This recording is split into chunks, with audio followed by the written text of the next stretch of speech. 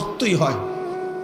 এক ওয়াক্ত নামাজ পড়তে মন না চায় নওজোয়ান, মাঝে মাঝে কবরস্থানে একা দাঁড়াইও, মানুষের লোকে যাইয়া পারত না, 1 লাখ কবরস্থানে দাঁড়াইও একা নীরবে, দিনের বেলাতেই কোনো কবরের সামনে 1 মিনিট 2 মিনিট দাঁড়াইয়া ভাইব।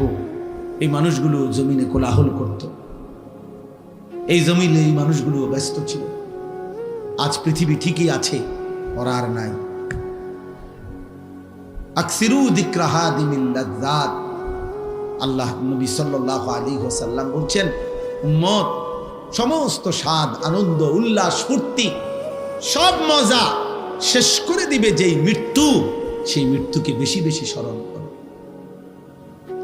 সব সব ঠান্ডা করে দিবে, সব স্তব্ধ করে, সব স্তব্ধ করে।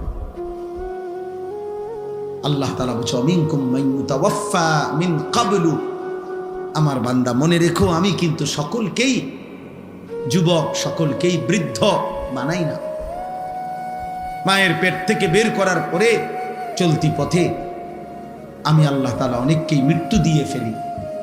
দেখ কথা বলে না, জন্মিলেই তো বুড়া হয়, প্রত্যেকটি বাচ্চাই তো নিশ্চিত বুড়ো হয়। বুড়ো হয়? 3 বছরের বাচ্চা কবরে নাই, 3 দিনের বাচ্চা কবরে নাই, 6 বছরের বাচ্চা কবরে নাই। তাইলে তুমি কোন হিসাবে ভাবছো তুমি আরো 30 বছর বাঁচবা? আমাদের মৌলানা মুতালেব হোসেন সালিহি, আমার বন্ধু, মৌলানার ওর মেয়ে বাচ্চা হয়েছিল 1 মাস 1.5 মাস, 1 মাস হয়েছে মনে হয়। এই গত 3 দিন আগে এই বাচ্চা অসুস্থ ছিল, 1 মাসের বাচ্চা, 1 মাস। ঢাকা নিছে, মোহাম্মদপুর শ্যামলী বড় হসপিটালে ভর্তি করাইছে। আগের দিন রাত্রে আমারে ফোনে কইতেছে, আনিস, আমি বললাম কি অবস্থা বাচ্চার? ডাক্তারে কি বলুন? ও মাশাআল্লাহ অনেক ভালো আছে, বলতেছে চিকিৎসা অনেক সুন্দর, ভালো হসপিটাল, খুব বড় সড়ো, অনেকক্ষণ বলল।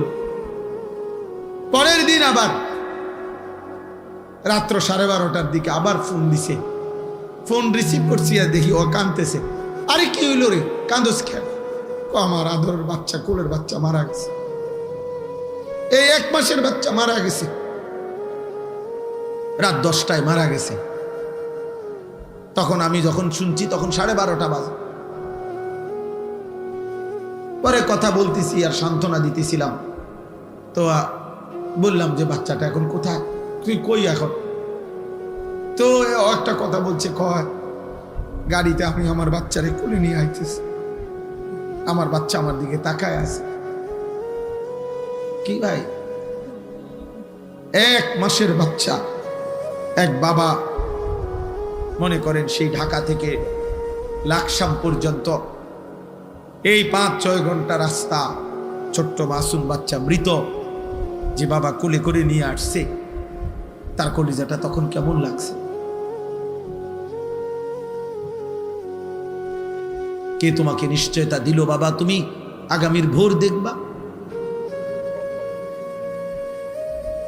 প্রতিদিন প্রতি রাত ভোর হতে কত মানুষের জানাজার এলান হয়, এমন একটা এলান কি তোমার জন্য হবে না? খবরের কথা শুধু গজল শুনলে হবে? এটা শুধু গজলের জন্য? এ তো ফিকিরের জন্য, এ তো ভাবনার জন্য, চিন্তা ফিকিরের জন্য। এজন্য আজকে আমি মূল কথা, মোটা কথা এটা বললাম।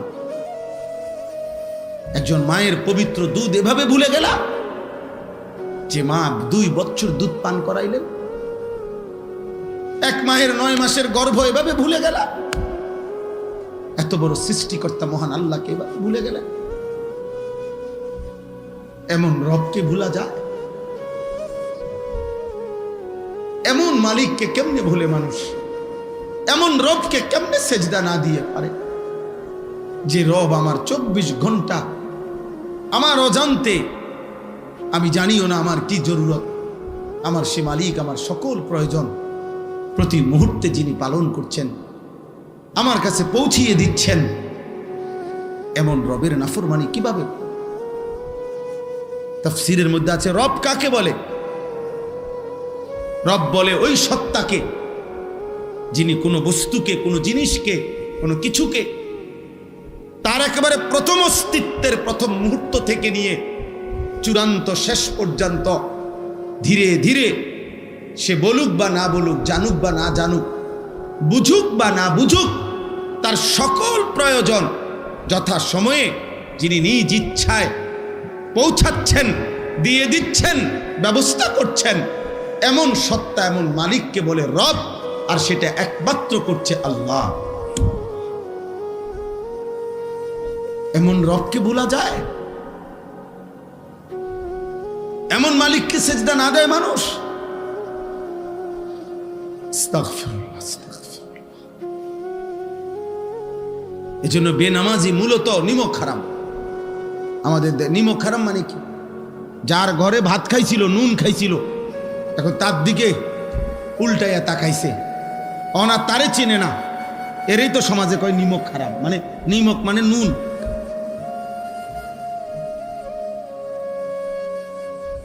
এজন্য বেনামাজি নিমক হারাম, অকৃতজ্ঞ। আল্লাহ যেন বলতেছে, বান্দা এই মাত্র এক প্লেট ভাত,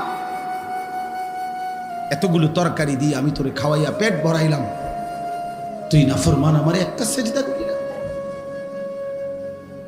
8 ঘন্টা ঘুম পাড়াইয়া আমি তোকে এই মাত্র ঘুম থেকে জাগাইলাম, তুমি আমারে একটা সেজদা দিলা না। এত অকৃতজ্ঞ মানুষ হয়? এত যত্ন